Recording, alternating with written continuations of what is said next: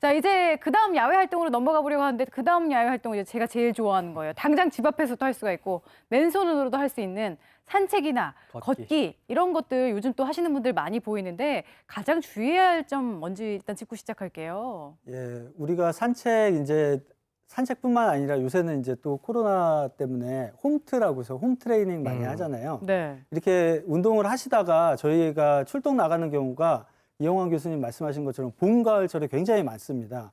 왜냐하면 이제 지병이 있는데 무리하게 운동을 하시다 보니까 이제 심혈관계라든가 이렇게 갑자기 쓰러지시거나 의식을 잃으시거나 혹은 이제 사망하시는 경우도 굉장히 많아요.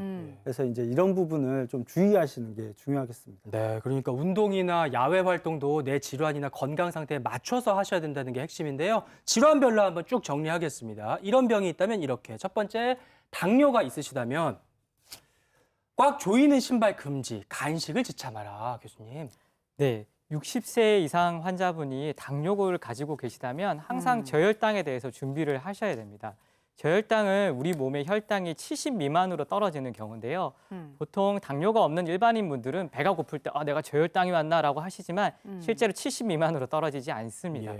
그런데 우리가 몸에서 왜 저혈당이 생기지 않냐면 혈당이 떨어졌을 때 우리 몸의 근육 그리고 지방 그리고 간세포에서 당을 만들어내기 때문에 일반인 분들은 저혈당이 생기지 않습니다. 하지만 당뇨 환자나 근육이 굉장히 소량인 소아나 노인분들께서는 저혈당이 생길 수가 있습니다. 그 저혈당의 증상으로는 우리가 모두 다 알다시피 굉장히 배가 고프고요. 그럼 초조합니다. 불안하기도 하고 식은땀도 막 흘리게 맞아요. 되는데요. 여기서 좀 더 진행이 되면 우리 몸에서 저혈당에 가장 민감하게 반응하는 기관이 바로 뇌입니다. 그래서 아침을 꼭 먹어라. 밤새 굶었으니까. 그렇게 해서 뇌가 가장 중요한데 저혈당이 지속되게 되면 환자분이 횡설수설하십니다. 이상한 말씀을 하시고요. 그러다 의식이 갑자기 축 처지시다가 심하면 간질을 막 하십니다. 그렇기 때문에 초기 처치가 굉장히 중요한데요. 초기 처치는 의외로 간단할 수가 있습니다. 약 15에서 20g의 당을 보충하시면 되는데 네. 사실 가늠이 잘 안 되거든요. 네. 사탕으로는 한 3-4개, 사이다나 주스는 한 반 캔 정도 네. 드시면 되고요. 설탕이나 꿀로 하면 크게 한 스푼을 떠서 드시면 됩니다. 그런데 이때는 반드시 주의할 게 의식이 있는 경우만 먹이셔야 되고요. 약 15분이 경과했는데 계속 뭔가 증상이 나아지지 않는다. 네. 아니면 계속 혈당이 70 미만이다. 그러면 한 번 더 드시면 됩니다.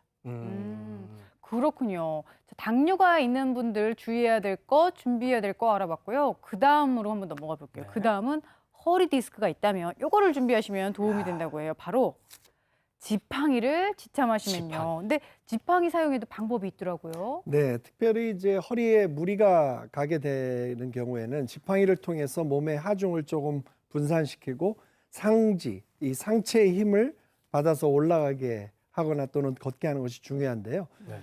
일단은 이 위치를 지팡이를 짚는 이 위치가 너무 내 몸에서 멀어지면 안 됩니다. 잠깐 보여드리면 네. 앞쪽으로 너무 짚었다거나 또는 내 발에 가까이 짚었다거나 이렇게 하면 안 되고 결국은 지팡이를 이제 사용하려고 하는 그 목적은 기저면, 바닥을 좀 넓혀서 내가 몸에 도움을 얻게 하기 위함이거든요. 그래서 이제 올라갈 때도 다리를 정확히 놓고 어디에다가 찝어야 될 것인가를 생각하고 힘을 받아서 올라가는 것이 중요하고요. 이제 허리 디스크 같은 경우에는 아무래도 내려올 때 또 충격이 많은데 지팡이를 통해서 이 상체의 각도를 이런 식으로 내려오지 않게 하시는 것이 중요합니다. 누워지는 약간 구부러져 있는 식으로 이렇게 내려오시는 것이 훨씬 허리에는 부담이 덜 하기 때문에요. 지팡이를 견고하게 붙잡으시고 너무 멀지 않고 너무 나에게 가깝지 않게 삼각형을 생각하면서 이렇게 삼각형이 잘 만들어졌구나 하고 올라가시고 또 삼각형이 만들어졌구나 하고 올라가시면 훨씬 더 효과적이라고 볼 수 있습니다. 네, 근데 이제 디스크도 디스크지만 낙상이 가장 걱정되는 분들은 아마 이분들일 것 같아요. 뼈 안 좋으신 분들. 골다공증이 있다면 어떻게 하면 좋을까? 보호대를 착용하라. 어느 부위에다가 차야 될까요? 일단은 발목과 무릎입니다. 발목과 무릎이 첫 번째 우리들이 하지 못하게 도와주는 관절이라고 보시면 되는데요. 보호대는 마찬가지인데요. 너무 헐렁헐렁해서도 안 되고 꽉 조여서도 안 됩니다. 최신 연구들을 통해서 나타나는 결과는 보호대를 착용하게 됐을 때 관절의 신경세포의 역할도 하고 근육 역할도 한다. 아, 그래요. 특히 이제 내려오는 길에서 많이 경험하셨겠지만 다리가 이렇게 후들후들 떨리기 시작합니다. 이미 이제 근육에 피로가 왔다라는 것이거든요. 네네. 이렇게 되면 이제 내 관절의 위치가 어디 있는지 잘 모르기 때문에 요 보호대를 통해서 좀 근육의 역할도 받고 또 신경세포를 예민하게 하는 이러한 도움을 받는 것이 중요합니다. 네. 그렇군요. 그리고 마지막입니다. 이제 혈압이 높으신 분들 얘기해요. 혈압이 높다면 심폐소생술을 숙지한 지인을 동행하라. 혼자 가지 마라. 그만큼 이제 골든타임에 심폐소생술이 중요하다. 이런 말씀이시겠어요? 네, 사실 저는 오늘 이거 하나 말씀드리려고 나온 것 같습니다. 바로 심정지 환자의 응급처치법인데요. 예, 예. 심장마비는 여러분들이 산행을 하시다가 아니면 그냥 걸어가시다가 자전거를 타시다가 그냥 집에서 쉬다가도 발생할 수가 있습니다. 심정지 환자에게는 시간이 곧 금, 1분 1초가 굉장히 중요합니다. 네. 저희가 심장마비가 발생해서 약 1분이 경과하면 10%의 생존율이 감소하게 돼서 10분이 지나면 거의 회복을 못합니다. 아이고. 하지만 누군가 옆에서 심폐소생술을 해준다면 생존율이 3배까지 증가할 수가 있고요. 네. 30분이 지나도 저희가 병원으로 오셨을 때 환자를 살려낸 경우도 굉장히 많습니다. 따라서 항상 어디 야외 활동을 하실 때는 지인분과 함께 동행하시는 것이 굉장히 중요합니다. 근데 이렇게 중요하지만 막상 일을 닥치고 나면은 당황해가지고 우왕좌왕하다가 때를 놓치잖아요. 이거 잘 배워두면 누구나 좀 할 수 있는 거예요, 교수님? 네, 누구나 할 수 누구나? 있습니다. 네, 아이들도? 누구나.